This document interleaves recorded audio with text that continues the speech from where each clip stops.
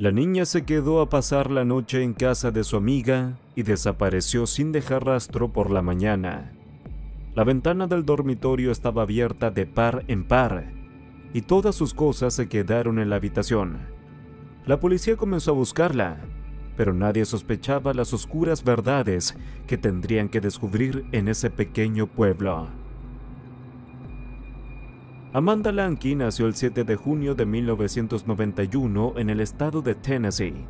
Creció en una gran y unida familia con varios hermanos y hermanas. Más tarde se mudaron con sus padres a la ciudad de Spring Hill, Florida. Amanda asistió a la escuela secundaria local. Le gustaba bailar, escribir poesía, tocar varios instrumentos musicales y era una niña muy positiva. Durante las vacaciones escolares, siempre iba a visitar a sus abuelos que vivían en un pequeño pueblo llamado White Cloud. A Amanda le encantaba pasar tiempo allí porque tenía muchos amigos.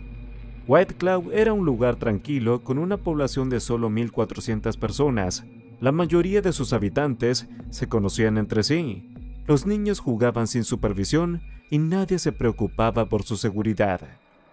En 2004, cuando tenía solo 13 años, Amanda terminó séptimo grado de la escuela secundaria y se fue a White Cloud todo el verano. Pasaba mucho tiempo con sus amigos, paseaba y disfrutaba de las vacaciones. El 20 de junio, Amanda se quedó a dormir en casa de su mejor amiga. Charlaron, se divirtieron y se fueron a dormir tarde. Por la mañana, su amiga se despertó y descubrió que Amanda no estaba en la habitación. Las ventanas del dormitorio estaban abiertas de par en par. Salió a la cocina, recorrió toda la casa, pero la niña no estaba en ninguna parte. Fue extraño, ya que todas sus cosas, incluyendo su ropa y su mochila, se quedaron en la habitación. La amiga le contó a sus padres que Amanda no estaba en ninguna parte, y ellos llamaron a los abuelos de Amanda, recorrieron varias calles y llamaron a los padres de otros amigos de su nieta, pero nadie la había visto. Entonces, los familiares decidieron acudir a la policía. Sabían que Amanda no podía irse sin avisar, especialmente en pijama. En primer lugar, los investigadores hablaron con la amiga de Amanda. Según ella, esa noche no escuchó nada y Amanda no le dijo ni una sola vez que se iba a algún lugar. En el momento de su desaparición, los padres de su amiga, así como su hermano y hermana, estaban en casa. Ninguno de ellos vio ni escuchó nada. La policía intentó encontrar testigos que vivían cerca de esa casa, pero aquí también encontraron un callejón sin salida. Esa noche, ningún residente vio nada extraño. El primer día de la investigación, los investigadores llegaron a la conclusión de que la niña, con alta probabilidad, había salido de casa por su propia iniciativa y se había escapado. Argumentaron que no encontraron ninguna señal de lucha en la casa y que las 5 personas no escucharon nada. Era difícil imaginar un escenario en el que Amanda pudiera ser secuestrada sin despertar a su amiga, que dormía a solo 1 metro de distancia. Esta versión causó indignación entre los familiares de Amanda. Insistían en que la niña no tenía problemas en casa y estaba contenta de pasar todo el verano en White Cloud. Además, señalaron que la niña dejó todas sus pertenencias, incluyendo su ropa, en la habitación de su amiga.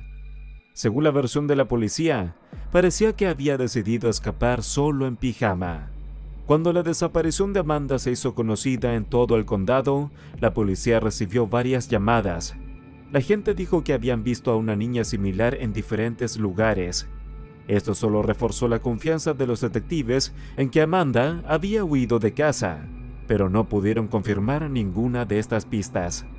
Los investigadores decidieron revisar la computadora de la niña, esperando encontrar alguna información que pudiera ayudar en la búsqueda. Lograron encontrar correspondencia con un joven y, en base a esto, los policías supusieron que Amanda huyó para reunirse con él. Sin embargo, también hubo algunas discrepancias. En esta correspondencia no se mencionó nada sobre una posible reunión y se trataba de temas cotidianos y comunes. Sin embargo, a los investigadores les pareció suficiente para confirmar su versión. En ese momento, no revelaron todos los detalles de la investigación, pero la información sobre la correspondencia con un chico se extendió por toda la ciudad, por lo que muchos residentes locales también comenzaron a pensar que la niña simplemente se había escapado de casa. Mientras tanto, sus familiares pegaban carteles y daban entrevistas a varios medios. Insistían en que Amanda no podía haber huido por su propia voluntad y que la policía no estaba haciendo todo lo posible para encontrarla debido a este error. Los investigadores realmente no utilizaron todo su potencial. Si hubieran considerado oficialmente este caso como un secuestro, podrían haber involucrado al FBI y otras estructuras en la investigación. En cambio, estaban convencidos de que la niña simplemente había salido de casa y la buscaron solo a medias. No pudieron encontrar ninguna pista seria sobre el posible paradero de Amanda, y la investigación del caso se prolongó durante varias semanas. Por la mañana del 5 de julio, los recolectores de setas se dirigieron al bosque, ubicado a unos 10 kilómetros de White Cloud, donde para su horror encontraron un cuerpo humano y dieron aviso a la policía. Los investigadores llegaron al lugar y de inmediato se dieron cuenta de que se trataba de Amanda Lange, quien vestía el mismo pijama con el que había desaparecido de la casa de su amiga. Más tarde, los expertos forenses confirmaron oficialmente su identidad y determinaron que Amanda recibió múltiples golpes con un objeto pesado y que su muerte ocurrió la noche de su desaparición. Los detectives concluyeron que la víctima había sido asesinada en otro lugar y luego llevada al bosque. No encontraron ninguna pista significativa, por lo que decidieron interrogar a todas las personas que conocían a la niña. Durante los siguientes días, la policía interrogó a unas 400 personas, lo que representaba casi un tercio de toda la población de White Cloud. Incluso utilizaron el polígrafo, pero no obtuvieron ningún resultado. También decidieron revisar nuevamente al joven con quien Amanda había estado en contacto en línea. El problema era que su apodo incluía la palabra asesino. Los policías admitieron que la víctima realmente podría haber ido a encontrarse con él y que esta persona la había matado. Sin embargo, esta versión todavía tenía muchas lagunas. Nada sugería que la niña habría salido en pijama en medio de la noche para encontrarse con alguien. Además, no había ningún indicio de una reunión personal en la correspondencia. El detective no pudo establecer la identidad de esta persona, y pronto se dejó de considerar su participación. En un intento por obtener nuevas pistas, los detectives decidieron examinar todas las cosas que pertenecían a Amanda, lo que dio sus frutos. Pudieron encontrar su diario personal, que contenía información muy alarmante. Poco antes de su muerte, Amanda escribió que había sido acosada por un hombre, y las siguientes páginas habían sido arrancadas. Los investigadores sospecharon que su nombre estaba escrito en ellas. Este diario se convirtió inmediatamente en la principal pista en el caso. La policía intentó establecer la identidad de este hombre. Hablaron con todos los amigos de Amanda y les preguntaron si ella había mencionado algo sobre lo sucedido. Varias de sus amigas confesaron que ella había hablado de eso y había incluso dado el nombre del hombre, Cecil Wallace. Era el padrastro de la amiga en cuya casa se había quedado Amanda. Esta información fue una verdadera sorpresa para los detectives. Habían estado buscando al asesino por toda la ciudad y más allá, y el posible criminal estaba en la misma casa que la víctima. Pero solo los testimonios de las amigas no fueron suficientes para arrestarlo. Los investigadores no tenían ninguna evidencia contundente contra este hombre. No encontraron muestras de ADN en el cuerpo de la víctima y no había información en los documentos judiciales sobre si había sufrido violencia. Los detectives interrogaron a Wallace, pero negó su participación en esos crímenes. Los policías se preguntaron cómo el hombre pudo hacer todo esto sin despertar sospechas en la pequeña casa donde dormían su esposa y sus 3 hijos. En cualquier caso, sin pruebas sólidas o confesiones, no pudieron detener a Wallace. Por lo tanto, los detectives continuaron buscando cualquier pista posible. Poco después, surgió un hecho interesante. Resultó que la hermana de Wallace, Candice, trabajaba en el departamento de policía que investigaba el caso de Amanda. Además, la mujer ayudó activamente a su hermano y a su familia durante los interrogatorios. Literalmente le decía qué responder y cómo comportarse. Pero eso no fue todo. Hace 5 años, fue despedida de otro departamento de policía por falsificar un informe sobre el accidente de su hermano. La mujer escribió que iba conduciendo por la carretera cuando un ciervo salió corriendo del bosque. Sin embargo, en realidad, el hombre estaba borracho y tuvo un accidente. Para ese momento, otros detectives estaban investigando el caso de Amanda y cuestionaron la imparcialidad de la investigación de la policía local. Sin embargo, no pudieron confirmar que alguien más, aparte de Candice, estuviera ayudando a Wallace. Los investigadores interrogaron varias veces al hombre y a los miembros de su familia, pero todo esto no dio ningún resultado. Continuaron buscando cualquier pista posible, pero al final, el caso se extendió durante varios años. Durante este tiempo, la familia Wallace se quejó varias veces a la policía de que su casa había sido atacada por vándalos. Todo se debió a que los residentes del pueblo consideraban que el hombre era un asesino al que su hermana encubría. Esto causaba mucha insatisfacción y los sentimientos negativos solo aumentaban por el hecho de que Wallace seguía viviendo libre entre ellos. 4 años después del asesinato, en 2008, los detectives pidieron ayuda al Centro Nacional para la Protección de Menores de Washington. Enviaron a sus investigadores a White Cloud, donde revisaron todos los materiales del caso, llevaron a cabo nuevos interrogatorios e intentaron encontrar nuevas pistas. En última instancia, llegaron a la misma conclusión que los detectives locales. No había suficientes pruebas en este caso para hacer un arresto. Hace 3 años más, en 2011, la policía finalmente encontró una nueva pista que cambió todo.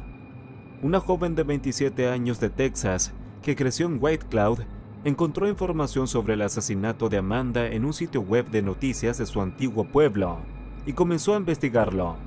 Después de leer que la víctima había pasado la noche en la casa de Wallace, decidió contactar a la policía y contarles algo preocupante. En 1998, cuando ella todavía vivía en ese pueblo y tenía 13 años, se quedó a dormir en la casa de Wallace porque era amiga de su segunda hija adoptiva. En medio de la noche, el hombre entró en su habitación y abusó sexualmente de ambas. Luego, las amenazó para que guardaran silencio. Las víctimas estaban demasiado asustadas para ir a la policía, por lo que nunca hablaron de lo sucedido. Pero después de que la víctima crecida se enterara del caso de Amanda, decidió contactar a la policía. Además, escribió una declaración a la policía y esto ayudó a los investigadores a acercarse al arresto del sospechoso. Interrogaron a un gran número de residentes de White Cloud que teóricamente podrían haber sido afectados por las acciones de Wallace. Y esta táctica funcionó. Lograron encontrar varias mujeres que confesaron que el hombre había intentado abusar de ellas. Todo esto ocurrió entre 1998 y 2002. Las víctimas tenían entre 13 y 16 años en ese momento. Reuniendo toda esta información, en octubre de 2011, la policía arrestó a Wallace, de 43 años. Se le presentaron cargos relacionados con el acoso de estas víctimas, así como al hombre que sospechaba por primera vez oficialmente en el caso de Amanda. Sabiendo todo lo que les contaron las otras mujeres, los detectives ya no dudaban de su implicación en el asesinato. En la audiencia preliminar, se le fijó una fianza de $150,000 y de alguna manera logró reunir esa cantidad. Aparentemente, su hermana y otros parientes le ayudaron a reunir el dinero. El juicio estaba programado para comenzar en un mes. En espera de eso, Wallace regresó a trabajar, pero los residentes locales estaban descontentos de que lo hubieran liberado bajo fianza. Protestaron varias veces frente a la oficina de la empresa, exigiendo que despidieran a ese hombre. El 10 de noviembre, el día del primer juicio, hubo un giro inesperado. Wallace no se presentó a la hora programada y la policía lo declaró inmediatamente prófugo. Unas horas después, lograron encontrar su auto en el bosque cerca del pueblo. El hombre estaba allí mismo. Aquí solo acababa de quitarse la vida. Los detectives, que no esperaban tal desarrollo de los acontecimientos, se vieron obligados a continuar la investigación. Después de la muerte del sospechoso, solo podían contar con pruebas sólidas que lo vincularan con la muerte de Amanda. Recibieron una orden de registro de su casa, tratando de encontrar algo relacionado con su asesinato. Los policías examinaron cada rincón, desmontaron algunas paredes, quitaron tablas del suelo, pero no pudieron encontrar pruebas serias. Después de eso, enfocaron su atención en la hermana del sospechoso, Candice. Los detectives estaban seguros de que ella encubría a su hermano y quería saber si la mujer sabía que él había matado a Amanda. Después de reunir pruebas necesarias, la mujer fue arrestada en agosto de 2012. Ella fue acusada de engañar intencionalmente a la investigación, pero eso fue solo el comienzo. Durante la investigación, los investigadores descubrieron que Candice encubría a su hermano en los momentos en que él vendía sustancias ilegales. Además, ella le enseñaba cómo no dejar evidencia en las escenas del crimen. La mujer le mostraba cómo borrar correctamente sus huellas dactilares de las superficies para que los expertos no pudieran tomarlas. Candice también le aconsejaba llevar siempre consigo un cigarrillo con ADN ajeno para, en caso necesario, plantarlo en la escena del crimen.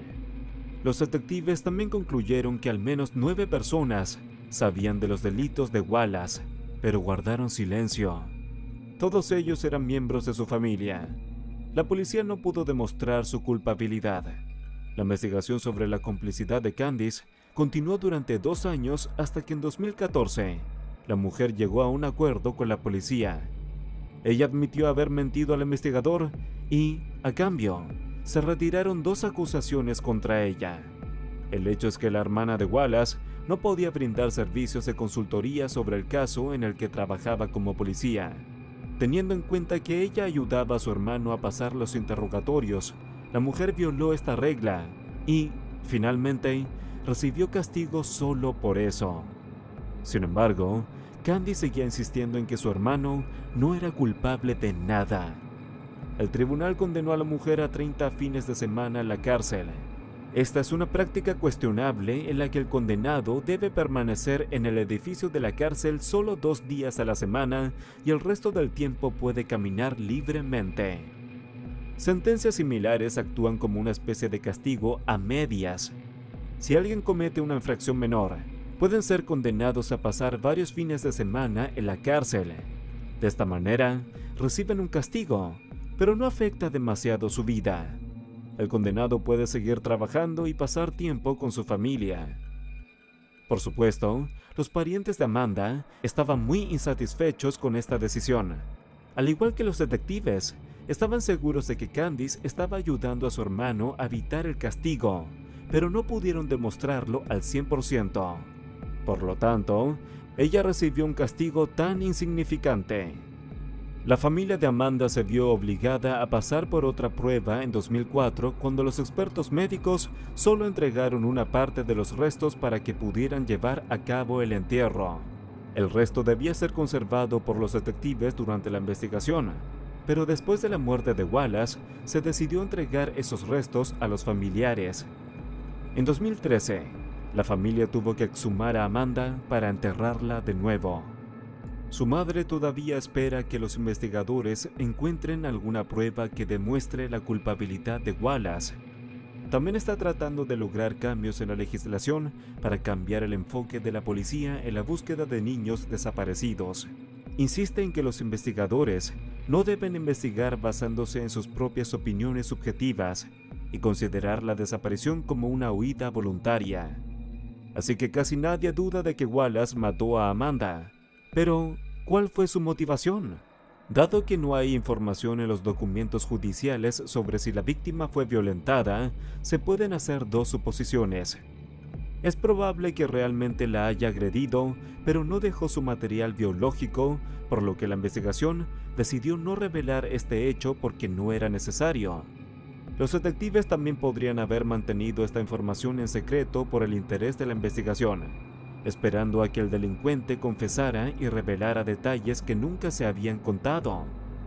Su historial delictivo también sugiere que fue él quien mató a Amanda. Se sabe que al menos abusó de 3 víctimas siguiendo el mismo patrón.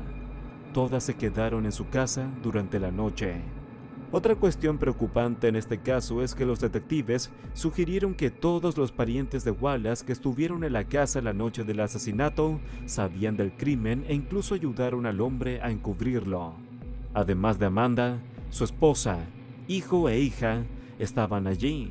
Esto podría explicar cómo el hombre logró atacar a la víctima sin despertar a ninguno de los parientes. En cualquier caso, incluso sin un veredicto final del tribunal, Wallace ya no puede dañar a nadie más. El hecho de que se haya quitado la vida antes del juicio sugiere una vez más su culpabilidad, aunque se llevó los detalles de su crimen a la tumba. Comparte tu opinión en los comentarios y no olvides darle me gusta a este video si te gustó. Gracias por ver.